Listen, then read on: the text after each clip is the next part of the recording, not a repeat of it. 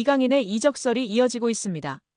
아스널, 맨체스터 유나이티드 등 프리미어리그 명문 구단뿐 아니라 어린 시절을 보낸 스페인 리그 복귀 가능성도 거론됩니다. 아직 구체적인 이적 협상은 진행되지 않은 상황인데요. 국내 매체 스포츠 경향 보도에 따르면 이강인 본인이 PSG를 떠나고 싶어 한다고 합니다. 구단이 이강인이 싫어서 방출하려는 것이 아니라 선수 본인이 팀을 옮기고 싶다는 이야기를 지인들에게 하고 있다고 합니다. PSG는 세계 최고 부자 구단 중 하나입니다. 카타르 정부 산하 투자기관 카타르 스포츠 인베스트먼트가 구단을 소유하고 있습니다. 이강인 연봉도 약 100억 원 수준으로 알려져 있습니다. 이처럼 안정적인 환경을 벗어나려는 이유는 무엇일까요?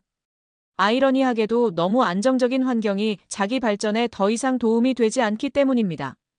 PSG는 프랑스 리그 1에서 압도적인 전력을 자랑합니다. 최근 11년 동안 9번 우승했고 선수단 전체 시장 가치는 9억 2,350만 유로 약 1조 4,800억 원으로 세계 6위입니다. PSG보다 시장가가 높은 구단은 맨체스터 시티, 레알 마드리드, 아스널, 바르셀로나, 리버풀 뿐입니다. 그러나 유럽 대항전에서는 기대에 못 미쳤습니다. 챔피언스리그 우승은 없고 최고 성적은 2019년도 시즌 준우승입니다. 두 번 더 준우승했지만 지금은 8강, 16강 정도 실력입니다. 높은 연봉과 편안한 생활 속에서 안주하면서도 한계를 절감한 리오넬 메시, 네이마르, 킬리안 음바페는 자의반 타의반으로 팀을 떠났습니다. 이강인은 2019년 20세 이하 월드컵 골든볼을 수상하며 세계 최고 유망주 중 하나로 평가받았습니다. 그런데 PSG에서 성장세는 기대에 못 미치고 있는데요. 지난 시즌 프랑스 리그 23경기에 출전해 3골 4도움을 기록했습니다. 이번 시즌에는 26경기 6골 5도움을 마크했습니다. 공격 포인트는 늘었지만 평균 출전 시간은 64분에서 54분으로 줄었습니다. 게다가 이번 시즌 6골은 모두 2024년에 나왔고 올해는 골이 없는 상황입니다. 유럽 챔피언스리그 무대에서는 지난 시즌에 9경기에 출전하였고 1골 1도움을 기록했습니다. 올 시즌에는 11경기에 나서고도 공격 포인트가 없는 상황입니다. 성장하기보다 오히려 정체하는 느낌인데요. 루이스 엘리케 PSG 감독은 바둑돌을 옮기듯 선수들을 운용하고 있습니다. PSG는 리그 우승과 챔피언스리그 출전이 보장된 팀입니다. 이처럼 긴장감이 떨어지는 환경에서 더 이상 성장은 어렵다는 판단이 이강인의 결별을 결심한 배경으로 보입니다. 이강인을 잘 아는 지인은 이강인이 PSG를 싫어하는 게 아니다며 다만 팀 분위기가 전투적이지 않은 건 사실이다. 이강인은 더 많이 뛰고 더 싸우면서 성장할 구단으로 가기를 원한다고 말했습니다. 이강인의 축구는 기술 중심 철학을 가진 지도자에게 더 잘 맞는다. 아스널의 미켈 아르테타 감독, 맨유의 루벤 아모린 감독 등 기술 축구를 지향하는 감독들이 이끄는 팀으로 이적할 수도 있다는 이야기가 나오는 이유입니다. 이강인은 PSG와 2028년 6월까지 계약돼 있습니다. 계약 기간도 넉넉한 데다 PSG는 굳이 이강인을 팔아야 할 이유가 없을 정도로 돈이 많습니다. 이강인의 확고한 이적 의지가 있어도 이적이 이뤄지지 못할 수도 있는데요. 이강인은 이제 어느새 24세가 됐습니다. 세계 최정상급 선수로 한 번 더 도약하느냐 아니면 잠재력을 다 펼치지 못한 정상급 선수로 머무느냐 기로에 지금 서 있다고 볼 수도 있습니다. 이강인은 더 높은 강도에서 더 오래 뛰고 더 강한 상대와 계속 맞서는 곳으로 가야 합니다. 성장하려면 강한 상대와 치열하게 싸워야 한다는 것은 축구뿐만 아니라 모든 영역에 적용되는 절대불변의 진리입니다. 과연 이강인 선수의 바램대로 이번 여름 이적하게 될까요? 우리 구독자 여러분들의 생각은 어떠신가요? 여기에 정말 미쳐버린 이강인 선수인데요. 파리 생제르맹에서 맹활약 중인 이강인 선수를 객관적으로 평가한 지표가 축구 커뮤니티에서 화제가 되고 있습니다. 파리 생제르맹에서 뛰었던 선수들 중 한 경기에서 키패스 7회 이상 기록한 선수는 총 4명입니다. 모두가 알만한 월클인 선수들밖에 없습니다. 네이마르, 디마리아, 메시, 사라비아 선수인데요. 이 중 네이마르는 3회나 기록할 정도로 파리 생제르맹에서 키패스를 뿌리는 역할을 담당했었습니다. 그리고 이제 이강인 선수가 추가되었습니다. 심지어 이번 시즌만 두 번째입니다.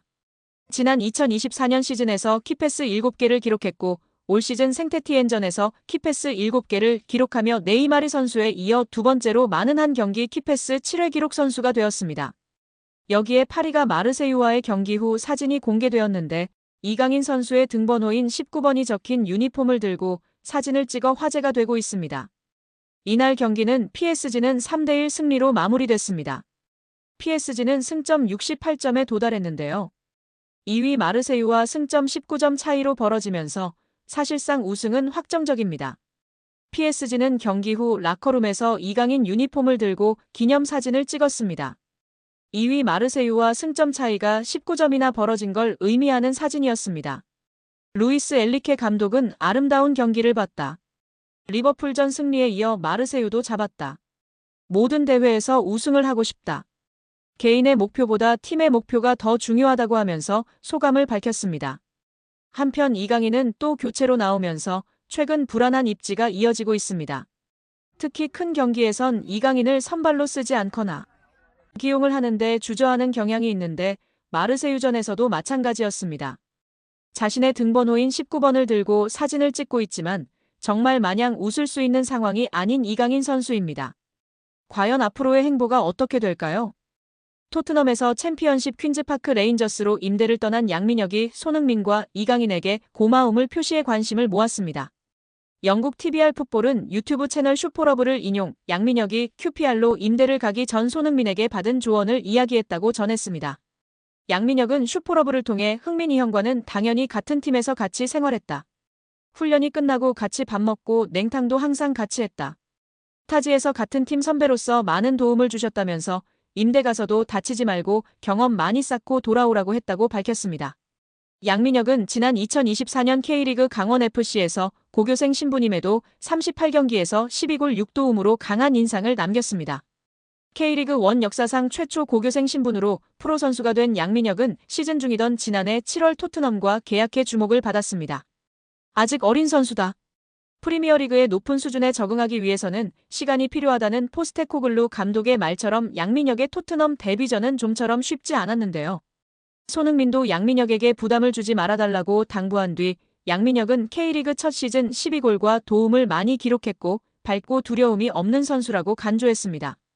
또 그는 양민혁이 팀에 합류하게 돼 기대되며 내가 도울 수 있는 부분은 돕고 싶지만 압박을 주지 않아야 한다면서 축구가 그에게 가장 중요하다고 덧붙이기도 했습니다. 결국 양민혁은 경험을 쌓기 위해 QPR로 임대 이적하기로 했습니다.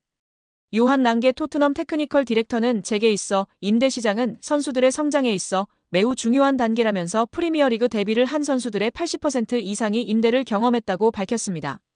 양민혁은 이강인의 이름도 언급했는데요. 한국 축구대표팀에서 이강인과 인연을 맺은 양민혁은 여기 와서 강인이 형이 되게 많은 도움을 주신 것 같다.